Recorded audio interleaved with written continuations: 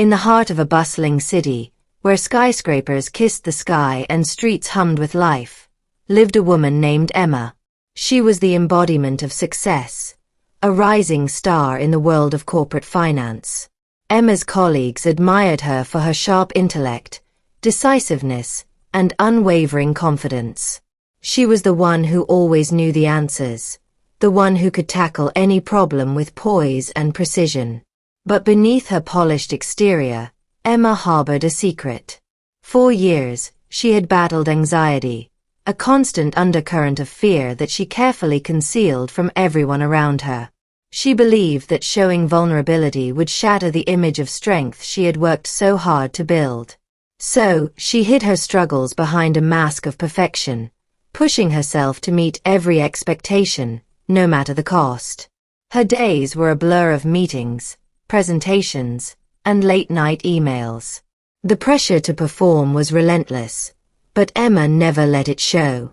She had convinced herself that admitting her fears or asking for help would be a sign of weakness, and weakness was something she could not afford. One particularly challenging day, Emma found herself preparing for the most important presentation of her career. The board of directors was considering a major acquisition, and Emma had been chosen to lead the pitch. The stakes were high, and everyone in the company was counting on her to deliver. As the day of the presentation approached, Emma's anxiety began to spiral out of control. She spent countless hours rehearsing her speech, fine-tuning every detail, yet the nagging fear of failure gnawed at her. Her nights were sleepless, her thoughts racing with worst-case scenarios. The more she tried to suppress her anxiety, the stronger it grew, until it became a weight she could no longer carry alone. On the morning of the presentation, Emma sat in her office, staring at the notes she had meticulously prepared. Her hands trembled, and her heart pounded in her chest. She knew she couldn't go on like this, but the idea of revealing her vulnerability terrified her. What would her colleagues think if they knew? Would they lose respect for her? Would they see her as weak? Just then, her best friend and colleague, Sarah, knocked on the door and stepped into the office. Sarah had known Emma for years, and while she admired her friend's success, she had also noticed the toll it was taking on her.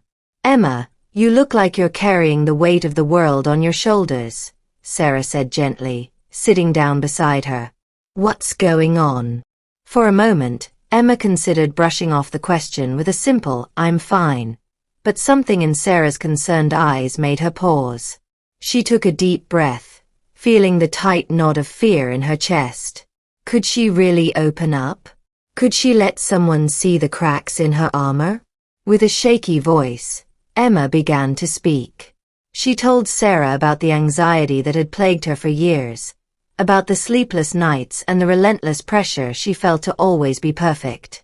She confessed how terrified she was of failing, of letting everyone down, and of being seen as weak. As the words tumbled out, Emma braced herself for judgment, but to her surprise, Sarah didn't criticize or pity her. Instead, she reached out and took Emma's hand in hers, offering a reassuring squeeze. "Emma, you've been carrying so much on your own," Sarah said softly. "But you don't have to. It's okay to be vulnerable. It's not a sign of weakness, but of strength. Admitting you're struggling takes courage, and it doesn't make you any less capable." Tears welled up in Emma's eyes as Sarah's words sank in. She had spent so long believing that vulnerability was something to hide, but now, for the first time, she felt the weight of that belief beginning to lift. "Thank you, Sarah," Emma whispered, feeling a sense of relief wash over her. "I've been so afraid of what people would think, but I can't keep going like this. I need help." Sarah smiled warmly. "And you're not alone.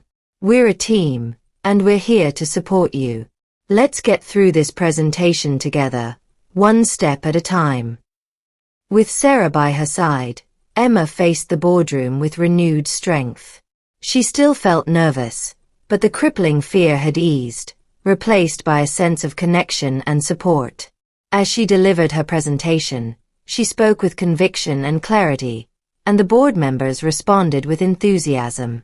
The acquisition was approved, and Emma's pitch was hailed as a triumph. But the real victory for Emma wasn't the success of the presentation. It was the lesson she had learned about vulnerability.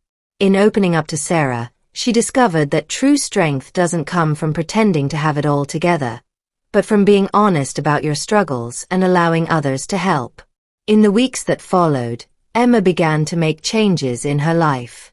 She sought therapy to address her anxiety and started setting healthier boundaries at work. She also became more open with her colleagues, sharing her experiences and encouraging them to do the same. To her surprise, many of them admitted that they, too, had struggled with similar issues. Emma's vulnerability had created a space for others to be honest about their own challenges, and it brought the team closer together. As time went on, Emma's anxiety didn't disappear completely, but it no longer controlled her. She had learned to face her fears with courage and to lean on others when she needed support. And in doing so, she found a deeper sense of strength and resilience than she had ever known. Emma's journey was a testament to the power of vulnerability. By embracing her true self, flaws and all, she discovered that being open wasn't a sign of weakness, but a profound expression of inner strength. And in the end, it made her not only a better leader but also a happier, more fulfilled person.